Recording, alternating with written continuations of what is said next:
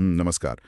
आज हम एक बहुत ही पुराने और उलझे हुए रिश्ते पर नजर डाल रहे हैं, ग्रीस और तुर्की। हाँ, सदियों पुराना ये मामला है। हमारे पास जो स्रोत हैं वो ऑटोमन काल से शुरू होकर आज के जो जियोपॉलिटिकल तनाव हैं वहां तक जाते हैं। क्षेत्रीय दावे हैं, सांस्कृतिक टकराव हैं। मतलब बहुत कुछ है इसमें। हमारा मकसद यही है कि इस लंबे इतिहास के जो जरूरी मोड़ हैं और आज क्या स्थिति है उसे थोड़ा समझें। तो चलिए शुरू करते हैं। ऑटोमन साम्राज्य से बात उठाते हैं। लगभग 300 साल, है ना? ग्रीस ऑटोमन नियंत्रण में रहा, 15वीं सदी से लेकर करीब 1820 के दशक तक। जी। फिर आया ग्रीक स्वतंत्रता संग्राम 1821 से 1829। हाँ, आजादी मिली उससे। आजादी तो मिली, लेकिन जैसे वो छियोस नरसंहार जैसी घटनाएं हुई, उन्होंने कड़वाहट की, आप कह सकते हैं, एक गहरी नींव डाल दी। बिल्कुल। और ये जो शुरुआती झगड़े थे ना, इनका असर बाद के सीमा विवादों पर साफ दिखता है। जैसे 1897 का वो युद्ध था, 30 दिन का युद्ध कहते हैं उसे। और फिर 1912-13 के बाल्कनी युद्ध। हाँ, बाल्कनी युद्ध, जिनसे ग्रीस ने ऑटोमन साम्राज्य से मैसेडोनिया, एपिरस और कई एजियन द्वीप भी हासिल किए। तो ये सिर्फ जमीन की लड़ाई नहीं थी, ये आगे के तनाव की जमीन तैयार हो रही थी। और फिर बात और गंभीर हो जाती है जब हम 1922 के ग्रीको-तुर्की युद्ध पर आते हैं। हाँ, वो स्मरना वाला वाकया। स्मरना यानी आज का इज़मिर। वहां जो हुआ, ग्रीक सेना की हार और उसके बाद शहर में वो भयानक आग, वो सिर्फ एक मिलिट्री घटना नहीं थी, वो तो एक मानवीय त्रासदी थी। हजारों जाने गईं, लाखों लोग बेघर हुए। और ठीक इसी के बाद 1923 में लॉज़ेन की संधि हुई। लॉज़ेन संधि, हाँ, जिसने मतलब आधुनिक तुर्की की सीमाएं तय की। लेकिन इसका शायद सबसे जो नाटकीय, सबसे दर्दनाक पहलू था, वो था अनिवार्य जनसंख्या विनिमय। अनिवार्य मतलब जबरदस्ती। हाँ, बिल्कुल। सोचिए, करीब 15 लाख ग्रीक लोगों को तुर्की छोड़ना पड़ा और कोई 5 लाख तुर्क लोगों को ग्रीस से जाना पड़ा। 15 लाख और 5 लाख, ये तो बहुत बड़ी संख्या है। ये सिर्फ आंकड़े में ही है, ये लाखों लोगों की जड़ों का उखड़ना था।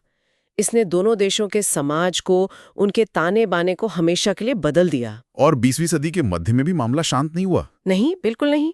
1955 में इस्तांबुल में ग्रीक समुदाय के खिलाफ दंगे हुए। अच्छा। हाँ, जिससे वहां उनकी आबादी बहुत ही कम हो गई।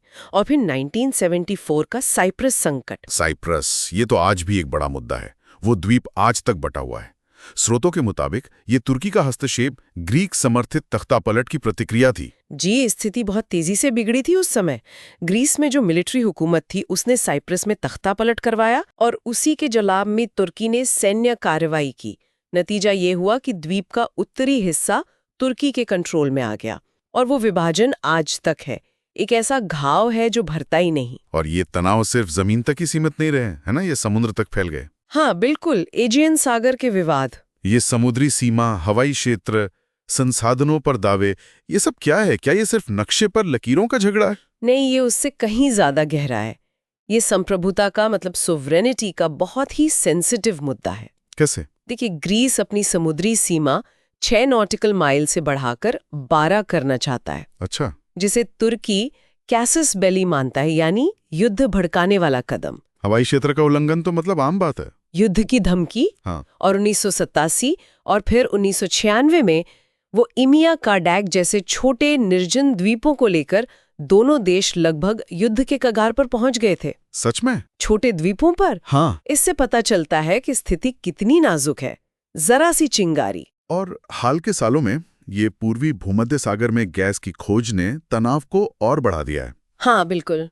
खासकर वो तुर्की का ब्लू होमलैंड सिद्धांत, ये क्या चीज है और ये ग्रीस के लिए चिंता की बात क्यों है? ब्लू होमलैंड या मावी वतन, ये तुर्की का एक डॉक्ट्रिन है, एक सिद्धांत जो पूर्वी भूमध्य सागर, एजियन और काला सागर में एक बड़े समुद्री अधिकार क्षेत्र पर दावा करता है। अच्छा।